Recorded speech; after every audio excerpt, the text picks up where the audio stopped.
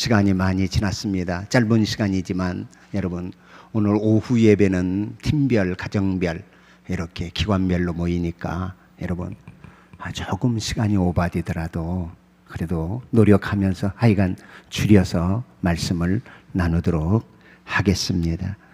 일부 예배 드리는 모습 보니까요, 6.25에 대한 얘기가 한마디도 나오지 않더라고요. 우리 학생 청년부 예배잖아요. 그만큼 6.25에 대해서 까맣게 잊어버리고 사는 세대가 지금 요즘의 젊은 세대다 이렇게 말해도 틀리지 않아요. 광고 중에 빠졌는데요, 이번에 전도팀과 함께 강남 대치동에 있는 IDA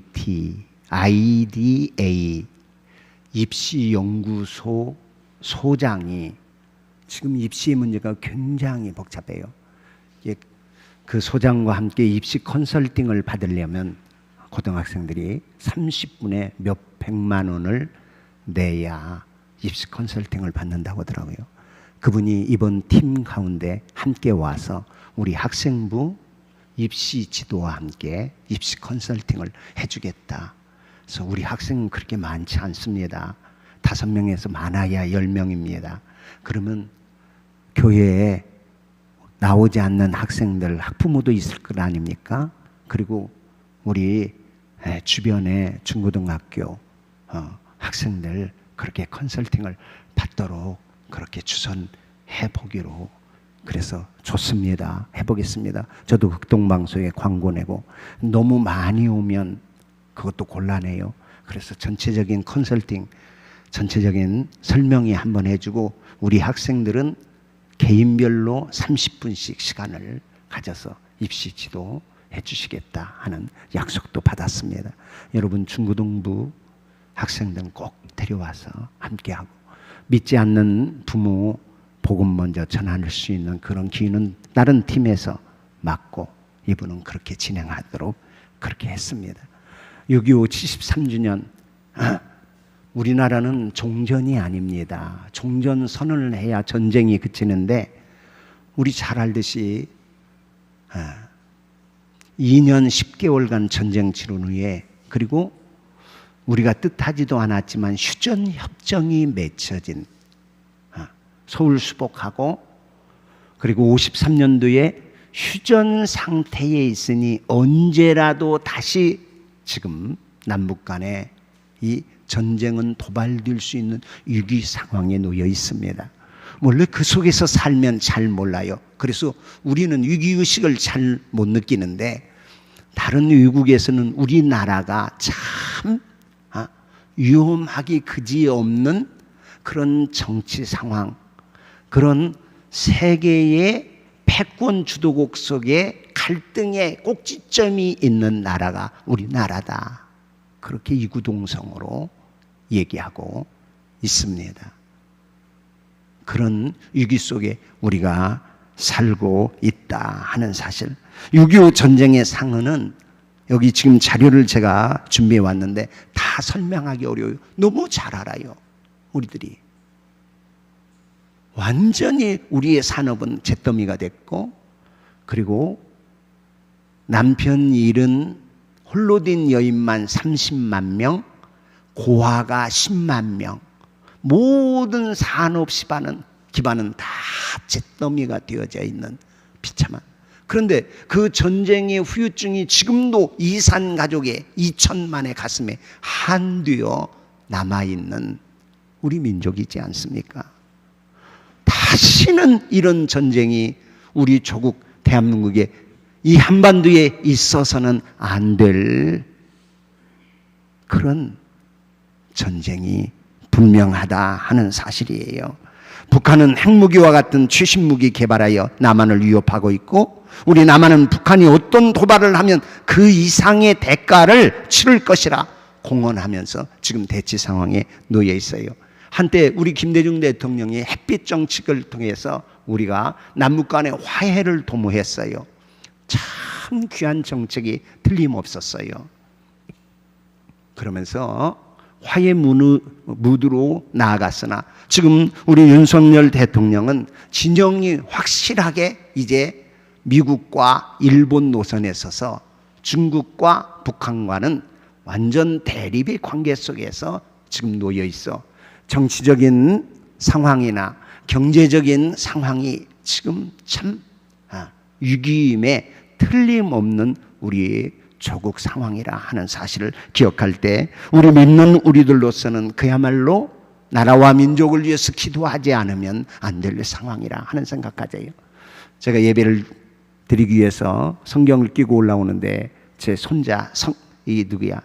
하성이가 할아버지 오후에 다른 교회에 가서 예배 드린다면서요? 나도 갈래요. 자기도 간대요. 군부대 가서 예배 드려야 하거든. 이미 통행증 다 나와서 차에서 그 통행증을 보여줘야 통과를 하는데 다른 교회에 나도 가서 예배 드리고 싶어요. 돌이켜 어린아이와 같아라 하는 마음이 제게 확 밀려오는 거예요. 이 아이를 통해서 하나님이 내게 말씀하시는구나. 은혜를 사모하며 하나님의 도우심을 구하는 우리 민족, 우리 백성이 되어야겠다. 제가 되도록이면 데리고 가려고 생각하고 있습니다. 내가 난 늦둥이니까 이해하시고 받아달라고 해서. 오늘 이 본문의 말씀은 구약의 율법의 말씀을 예수님이 업그레이드해서 그 율법이 형식적으로 주어진 법틀 안에서의 예수님이 다시 율법에 대한 정신까지를 말씀하시면서 해석해 놓은 산상수훈의 유명한 말씀이에요. 그래서 원수를 갚지 말아라 하는 말씀, 간음하지 말아라, 원수 미워하지 말고, 간음하지 말고, 헛맹세하지 말고, 거짓말하지 말고, 그리고 다른 이들 미워하지 말아라. 율법의 인간관계 속에 가져야 할 우리 6계명부터 10계명까지의 내용을 예수님께서 너희는 이렇게 들었으나 나는 너희에게 이렇게 말한다. 오늘 말씀이 그런 말씀이에요. 우리 38절 한번 읽어볼까요? 시작. 또 눈은 눈으로 이는 이로 갚으라 하였다 하는 것을 너희가 들었으나 나는 너희에게 이르노니 악한 자를 대적하지 말아라. 이 말씀이 21절 말씀부터 계속해서 옛사람의 말한 바 살인하지 말라, 누구든지 살인하면 심판을 받게 되리라 하였다는 것을 너희가 들었으나 나는 너희에게 이르노니 형제에게 대해서 노하거나 함부로 욕하는 자 그도 살인에 준하는 죄를 짓는 것임을 명심하고 금해라. 이렇게 말씀하시는 거예요, 예수님께서. 그러니까 성경에서 율법은 이렇게 말했으나 구약에서는 이렇게 말씀하였으나 나는 너희에게 이르노니 하고 주님께서 이 법을 주실 때에 그 법이 담고 있는 정신까지를 주님께서 확연하게 드러내서 우리에게 하시는 말씀이요. 이 가르침의 패턴이 일장에게 그렇게 계속되어져요. 언제든지 구약 성경을 먼저 인용해요. 너희는 이렇게 들었다 하고 당시의 형편을 얘기해요.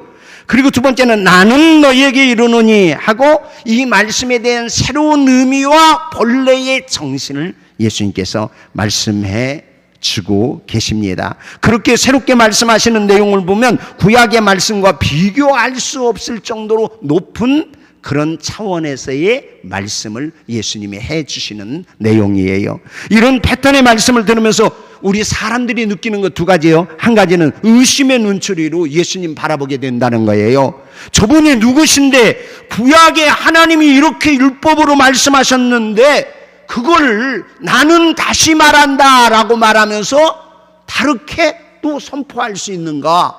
저 예수님 저분이 누구야? 하는 의심의 눈초리가 우리에게 다가온다 하는 얘기예요.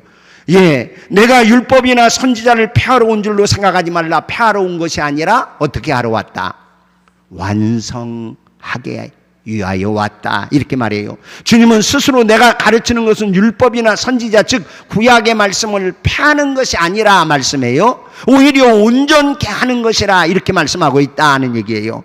여기에서 우리 주님이 하나님이심을 우리는 확실하게 확인하고 넘어가야 한다 하는 얘기예요. 예수님이 하나님이십니다. 시작. 그렇게 믿으시면 아멘. 아멘. 늘 얘기하지만 하나님의 아들이라는 말은 그분이 하나님이시라 하는 말이에요. 소가 새끼를 낳으면 반드시 뭘 낳아요? 소를 낳아요. 토끼가 새끼를 낳으면 반드시 뭐가 난다? 토끼가 나와요. 사람이 아기를 낳으면 사람을 낳는 것처럼 하나님 아들이라 하는 말은 그분이 본체가 하나님이신 분이시다 하는 얘기예요. 그래서 성부 하나님, 성자 하나님 예수님, 이렇게 우리는 믿게 되어지는 것입니다. 그리고 영으로 오신 하나님은 우리가 뭐라고 불러요? 성령 하나님, 이렇게 부른다 하는 얘기예요. 여기서 우리는 주님이 정말 구약의 말씀이 하나님의 말씀인데 그 하나님의 말씀을 완전케 하신다는 것은 하나님 외에 다른 누가 하나님이 하신 말씀을 더 완전케 할 수 있냐 하는 얘기죠. 그렇지 않습니까? 아니, 하나님이 하시는 말씀인데 어떤 사람이 그걸 건드리고 어떤 존재가 누가 온전하게 한다고 그렇게 말할 수 있겠냐 하는 얘기죠. 그런 분이 있다면 그분은 하나님보다 더 높은 분이거나 하나님이시거나, 할렐루야, 아멘. 하나님이 하신 말씀을 하나님만이 완전케 하실 수 있지 누가 완전케 할 수 있겠냐 하는 얘기입니다. 예, 그런 사람은 없습니다. 어떤 피조물도, 그런 신도 없습니다. 오직 하나님 본인만이 할 수 있는 선언입니다. 그렇습니다. 우리가 믿는 예수님이 바로 하나님이시라 하는 사실, 하나님만이 하실 수 있는 선언을 지금 하고 계시다. 두 번째, 그럼 이런 말씀을 누가 과연 실현할 수 있는가 하는 의문을 또 갖게 돼요. 이런 말씀을 하시는 이분이 도대체 누구야? 이 예수님이. 그분은 하나님이시기에 이런 말씀을 하시고, 그러면 하나님이신 그분이 우리에게 하신 이런 말씀을 과연 우리의 삶에서 누가 그 말씀대로 실현할 수 있겠냐 하는 의구심이 우리 안에 생긴다 하는 얘기죠. 오른편 치거든 어떻게 알아? 왼편까지 대주어라. 이런 말씀 누가 실천할 수 있겠냐 하는 얘기죠. 사람이면 오른편 뺨을 맞으면 화를 내고 자기도 모르게 나도 그냥 가서 상대방 내 뺨을 친 그를 힘이 없어서 그렇지 힘만 있으면 얼마든지 더 치고 싶은 것이 우리 사람의 죄성이고 본성 아니냐 하는 얘기예요. 예, 어떻게 오른편 치는데 왼편까지 될 수 있느냐, 이것은 실천하기 어려운 불가능한 일이 아니겠는가, 이렇게 생각할 수 있다는 것이에요. 이런 생각이 상식적으로 당연한 생각입니다. 정말 주님의 말씀을 실천하는 것이 어렵고 현실적으로 불가능에 가깝다, 그렇게 우리의 삶의 모습에서 진단할 수 있어요. 그런데 여러분, 중요한 사실은 현실적으로 불가능한 일이라고 생각하고 실천이 되지 않기에 이 세상은 여전히 죄가 관영하는 세상, 변하지 않고 여전히 폭력이 난무하는 세상, 이 세상은 여전히 악한 영들이 지배하는 세상으로 한 걸음도 더 나아지지 않고 있다는 점이에요. 그런데 여러분, 중요한 사실은 현실적으로 불가능한 일이라고 생각하고 실천되지 않는 이 악순환을 이제 하나님 안에 거듭난 우리를 통해서 이것이, 이 악순환이 끊어지기를 우리 주님께서는 기대하고 말씀해 주고 있습니다. 여러분, 남북관계도 마찬가지죠. 북한은 남한을 계속 위협하고 남한에 대해서 거친 말 쏟아놔요. 서울 불바다를 만들어버리겠다 하는 그런 호언장담을 한두 번 한 것이 아니에요. 지금은 말뿐만 아니라 실제적으로 남한의 치명적인 그런 파괴를 위해서 핵까지 준비해 놓았다 하고 진단하는 것이 국제정세의 지금 올바른 판단으로 보고 있습니다. 이런 북한에 대해서 우리 남한도 지지 않습니다. 최근 윤석열 정부가 들어서면서 우리도 핵무기를 개발해야 한다는 말, 그런 여론들이 점점 강하여다가 그것은 안 된다 하는 국제 제재들이 있으니까, 그러면 핵 문제를 가지고 있는 미국과 핵 공유해야 한다 하는 이런 의견들이 지배적인 의견으로 제시되고 있습니다. 북한이 도발하면 우리 남한도 그 이상으로 보복을 하겠다 하는 말을 공공연히 하고 있는 상황이에요. 이런 악순환이 계속되면 우리 한반도는 과연 어떻게 될 것인가? 남북한의 관계는 더 험악해져 가고 남북한이 함께 잘 살 수 있는 평화 공존은 그야말로 멀리 멀리 달아나 버리는 환상에 그치고 만다. 그렇다면 이런 악순환을 끊고 이 한반도에 평화가 임하고 전쟁의 유혹과 소문이 사라질 수 있는 방법은 없는 것일까? 오늘 본문을 통해서 주님은 분노와 보복의 악순환을 끊고 평화와 행복의 길로 나아갈 수 있는 하나님의 비밀을 우리에게 말씀해 주고 있습니다. 주님은 먼저 당시에 통용되고 있는 율법적이고 상식적인 말씀을 하시는 거예요. 눈은 눈으로 이는 이로 갚으라 하였다는 것을 너희가 들었다. 이 말씀은 출애굽기 21장에 기록되어 있는 말씀이에요. 그러나 다른 해가 있으면 갚되 생명은 생명으로 눈은 눈으로 이는 이로 손으로 해를 끼치면 손으로 발로 상하게 했으면 그의 발로 불에 대게 그렇게 너희를 상하게 했으면 너도 불에 대도록 그를 이게 출애굽기 21장에 말하고 있어요. 상하게 한 것은 상함으로 때린 것은 때림으로 갚을지니라. 이게 율법이에요. 이 율법을 주님께서 온전하게 하셨다고 해서 이 법이 잘못된 것이냐 생각할 수도 있겠지만 여러분 이 법은 너무 귀한 당시에 하나님의 법으로 주어진 법입니다. 먼저 이 법은 생명을 보호하기 위해서 주신 법이에요. 법을 이렇게 정함으로써 다른 사람에게 해를 끼치지 않게 된다는 말이죠. 함께 더불어 사는 하나님의 백성들이 내가 상대의 눈을 상하게 하면 내 눈도 상하게 되지. 그러므로 상대의 눈을 상하게 하지 말아야지 하면서 그 서로의 관계를 유지하면서 삶을 살아가게 된다 하는 얘기예요. 다른 사람의 이를 뽑히게 했으면 내 이도 뽑혀야지. 그러니 함부로 다른 사람에게 유해를 할 수 없게 되어진다 하는 얘기예요. 그런가 하면 이것이 곧 나를 지키는 법이 되기도 한다 하는 사실이죠. 그래요. 남에게 그렇게 했으면 내가 그렇게 해를 받아야 하는 것처럼 남이 나에게 그렇게 해를 끼치면 그도 그렇게 해를 받아야 한다 하는 것 때문에 서로 상대를 조심해서 그렇게 유해하는 행동을 하지 않게 되어지는 생명보호법이라. 아울러서 이 법은 보복을 최소화로 막는 유용한 법이 된다 하는 사실이에요.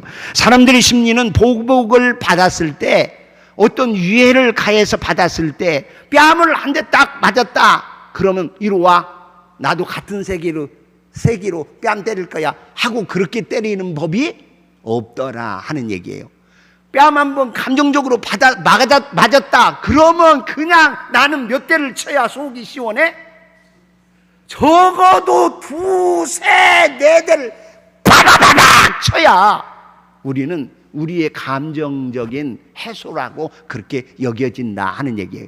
이것도 그냥 남의 뺨을 한 대 맞았다고 해서 네가 가서 뺨을 치라는 것이 아니라 재판석에 가서 공개적으로 재판해서 그 유해 받은 만큼 너도 그에게 하라 이렇게 말하고 있는 법이라 하는 얘기입니다. 상대방이 한 대 때리면 자기도 2대, 3대 때리려고 하는 이 보복의 심리를 막게 한다 하는 얘기지요. 그래서 이 법을 통하여 2대 때리지 않고 1대 때리게 함으로써 보복의 악순환.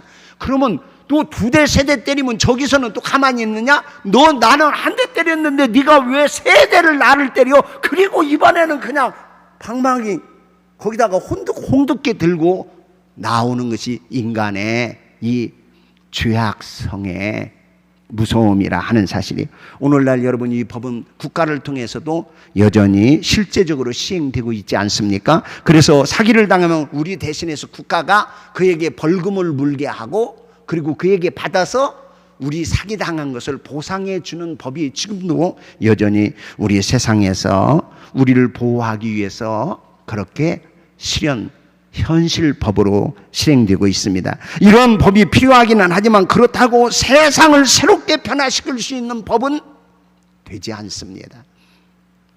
세상을 유지할 수는 있으나 보다 더 나은 세상으로는 결코 만들어 내지 못하더라 하는 사실이에요. 범죄를 예방할 수 있는 방법은 되지만 그러나 심 있는 자들은 이 법을 어기고 2배, 3배, 4배 그 이상의 보복을 가하면서 심 없는 사람들을 지배하려고 하는 세상이라 하는 얘기예요. 그래서 나온 말이 유전무죄, 무전유죄. 돈 있는 사람, 심 있는 사람은 그 법망을 다 피해 벗어나며 제 이익 챙기고, 심없고 그리고 정말 가난한 사람들의 그 아픔과 그 억울함과 그 원한은 더 깊어만 가는 그런 세계가 되어, 이 복수는 근본적으로 악을 제거할 수 없는 법이라 하는 사실을 주님은 너무 잘 알고 계십니다. 그래서 이 법을 주실 때 생명을 지키기 위해서 주신 법이나 그 내용 안에는 사랑하라, 네 이나 네 눈이 소중한 것처럼 남의 눈이나 이 손발도 소중하니 그를 사랑하게 하기 위한 최소한의 지켜야 할 법안들로 제시하는 것이지, 이것이 우리를 보다 더 나은 화목한 세상, 사랑의 세상으로 만들어 나아가는 율법이 아니다 하는 점을 우리 주님은 너무 잘 알고 있습니다. 그래서 주님이 가르쳐 주시는 아주 중요한 것은 악한 자를 대적하지 말라. 한번 따라서요. 악한 자를 대적하지 맙시다. 아멘. 악한 자를 대적해서 함께 악으로 되갚으려고 하지 말아라 하는 말씀이에요. 더 길어지면 얼굴들이 웃음기가 사라질 것 같아서 이건 다음 주에 이 법의 진정한 의미와 또 우리가 과연 어떻게 이 법을 우리의 삶에 적용하고 실천해 나가야 할 것인가 하는 고민들을 함께 나누면서 여러분 기도해 주시기 바랍니다. 예, 오늘 말씀 중요한 거 한 가지는 나에게 악한 자가 한 그대로 그 악한 자를 대적하여 보복하려 하지 말아라 하는 이 말씀. 그럴 때 거기서부터 새로운 세계가 열리고 사랑의 법이 성취된다 하는 사실. 남에게 남이 나 뺨 때렸다고 그 악한 사람에 대해서 보복하려고 하는 마음부터 주님 안에서 내려놓자. 욕 얻어먹었다고 나도 그냥 가서 욕하는 그런 보복의 심리를 주님 앞에 맡기고 내려놓자. 이것조차도 누가 없으면 안 되더라. 내 안에 예수 살지 않으면 안 돼요. 여러분, 이 법안은 우리 인간의 죄성을 가지고 내 오른뼘 찾는데 왼뼘까지 대줄 수 있는 이 행위는 내 속에 내 죄를 위하여 십자가에 죽으신 예수님이 살아계시지 않으면, 예수님 믿지 않으면 결코 실현할 수 없는 말씀이에요. 저와 여러분이 예수 믿어야 할 이유가 거기 있고, 또 하나 이 사유와 우리 사는 세상이 좋아지게 하기 위해서 정말 필요한 것이, 그래서 예수님을 다른 이들에게 이 예수의 생명을 전해주는 일이에요. 내가 예수 믿고 너도 예수 믿어. 예수님의 가치관이 내 속에 있고 그 예수님의 가치관이 너에게 있을 때 너와 나 사이에 진정한 평화의 나라가 세워져요. 보복이 아닌 평화의 나라, 사랑의 나라를 세워나갈 수 있는 그런 자리로 저와 여러분이 지금 부름받은 진짜 귀중한 하나님의 거룩한 새로운 피조물이 바로 예수 안에 있는 저와 여러분임을 기억하고, 오늘도 이 복음의 거룩한 긍지와 자부심 가지고 이 복음을 전하는 증인의 삶을 살아갈 수 있기를 예수님의 이름으로 축원합니다. 아멘.